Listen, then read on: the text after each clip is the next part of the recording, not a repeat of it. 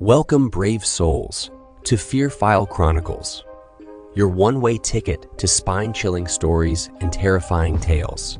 Tonight, we'll be diving into the darkest corners of the human mind with the story, a memoir from the end of the world, Log 2, penned by the twisted mind of Jay Panek. Together, we'll explore the unexplained and face our deepest fears. But before we begin, if you enjoy trembling in terror, be sure to hit that like button. Share this video with your fellow fear fanatics and subscribe to our channel. Don't forget to click the bell notification so you never miss an eerie episode. Your support truly means the world to us, so feel free to leave a comment below to join the Fear File Chronicles community. Now, without further ado, let's unravel the mysteries of the unknown together as we delve into tonight's fear-inducing story, a memoir from the end of the world, Log 2. Dim the lights and prepare yourself for a chilling journey into the Fear File Chronicles.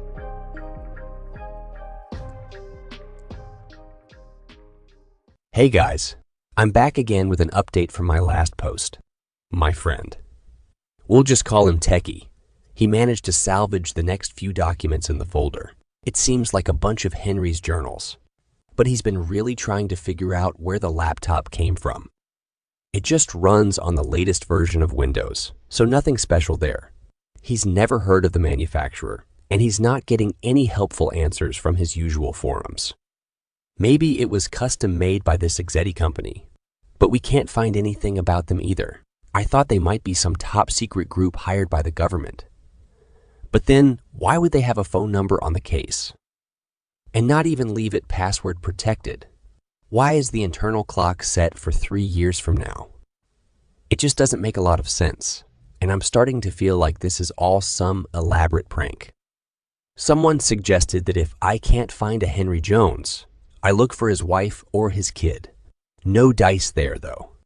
I couldn't find a Victoria Jones in Austin, at least not one married to a Henry. Likewise, no news or record of a Stanley Jones being born to a Henry and Victoria in that area within the last few years. But I'm really only looking through Facebook and local news sites for my research. Not exactly a professional investigation. Still, I thought I would find something. Anyway, here's the next set of documents we could get to open. I had to hand type this all myself since transferring the files is impossible. So you're welcome, guys. Oh, and Henry. On the off chance you're reading this, message me and I'll get the computer back to you. And sorry for messing with your stuff, I guess. February 22nd, 2026. The rain, if you want to call it that, is still pouring over the city. It's 3 in the morning and it won't stop. I know. I've been awake ever since it started. I still hear it echoing from miles out. After we watched the whole damn city just melt away, we tried to make sense of what we saw. Marshall thought maybe there was some bad mold in the cabin that was making us hallucinate. But would we see the same thing? And you can't explain away his eye. It's burned real bad, and he can't see out of it. I tried to turn the TV on to see if there was anything on the local news, but there was no signal. It's the storm, I said, not sure if I even believed myself. The dish is always out in a storm. I spent the rest of the night trying to get through to anyone. I must have called my wife 100 times to never even get through. I tried 911 after that, but no luck. It eventually just turned to me scrolling through my contacts list and calling everyone on there, but it didn't do a damn thing. Marshall passed out somehow. Lucky him, I guess. I almost fell asleep around 2 a.m. But it sounds like some wounded animal is dying outside the cabin. The poor thing. We're gonna head out in the morning. Assuming the rain stops. I should try to sleep, even if just a minute or two. Maybe I'll wake up and this was all some dream. Nope. Still here. And the city isn't. The rain is gone though. Still, that green overcast. But the air is still. And it's got that sick, sulfur-like smell that hit me before the animals started dropping. The truck is a bit torn up, but it starts just as good. I'm going to go find my family. February 23rd, 2026. There's a picture that stuck out in my mind. My high school history teacher was covering World War II, and he knew that us boys thought it was all fun from the movies we watched and video games we had played. But he wanted to let the reality of war really sink in. He showed us pictures of European cities after the Germans had bombed them. He showed us before and after images of Hiroshima and Nagasaki. Then he told us to imagine standing in the middle of our hometown, in front of our houses, not a care in the world. Then we blink, and after our eyes open, there's nothing left to imagine what it would be like to lose everything and everyone you loved in an instant. Well, Mr. Woods, I don't need to imagine anymore. We left first thing yesterday morning. There was almost nothing left standing as we drove down from the hills. The rain had eaten away at damn near everything that was standing. Trees, cars, buildings, people. At least I think the bits of cloth laying on the side of the road used to be worn by people. Somehow, be it a miracle or something else, the ground was dry, no mud, not even a puddle. That sulfur smell was still in the air, except now it was joined by something sour and foul, like the smell of roadkill. It was quiet at first, but as you drive by the storm drains, you could hear the heavy sound of running water, just like any other time it stormed. I drove the truck leaving Marshall to gawk out the window and point out what every pile of rubble used to be. That was the pool house I used to sneak into, that there was a diner I'd get breakfast at. I think that deli was where I had my first kiss. Would you just knock it off? I snapped, slamming my fist on the wheel. Try to look out for anyone. There could be people trapped out here. I didn't need to look over at Marshall to know he was giving me pity eyes. Henry, I don't know if we're going to find anyone out here. Of course we're going to. We're fine, aren't we? We were miles out of the way, and we're not exactly fine. I lost my damn eye. You still got burns all over your cheek, and that was just from a few drops. Look at what a whole fucking storm did. I slammed on the brakes. I clenched the steering wheel and looked down at my white knuckles before I willed myself to raise my gaze. The whole time I was driving, I was pretending things hadn't gone to shit, imagining that the remains of my neighborhood were the familiar landmarks, or just pretending I was somewhere else altogether. But Marshall reminded me that no, this was my home, or what's left of it anyway. I'm sorry, Henry, Marshall said with a sigh. Let's get you to your family. They're going to need our help. He smiled at me when he said that, the same smile he gave when he told me our dog would be fine, that the vet was going to fix him after he was run over, and the same smile he gave me after I buried that pup in the backyard. I was on a sort of autopilot the rest of the drive over. Neither of us said anything until we got to my street. That was when I stopped the truck and I started bawling. The buildings, the homes that my friends and neighbors lived in, there was almost nothing but the foundation left. I got out and ran to my home.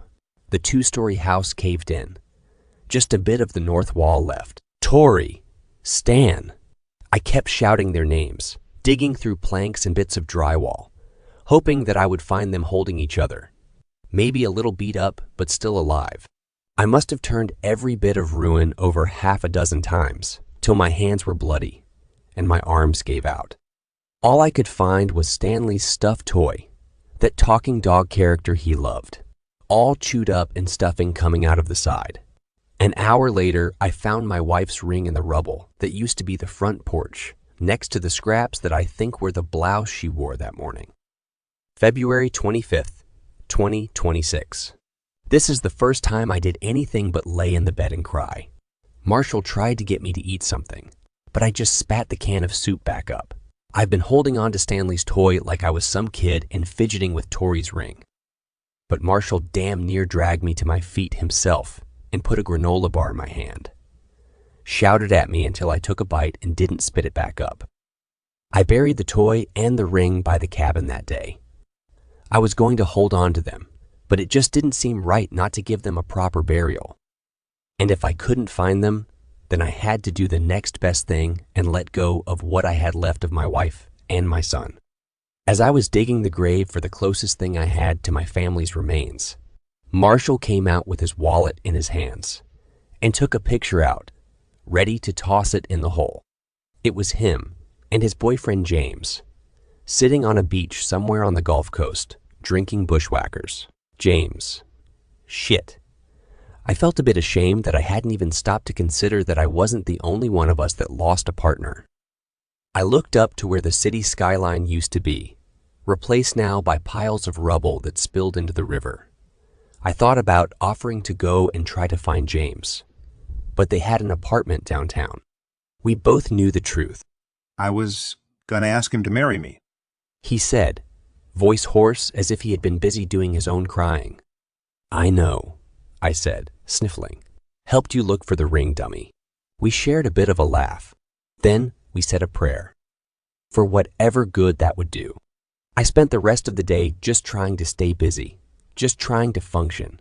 I cleared the dead animals away from the cabin and noticed a few were already gone.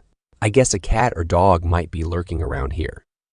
Later, I took stock of what all we have.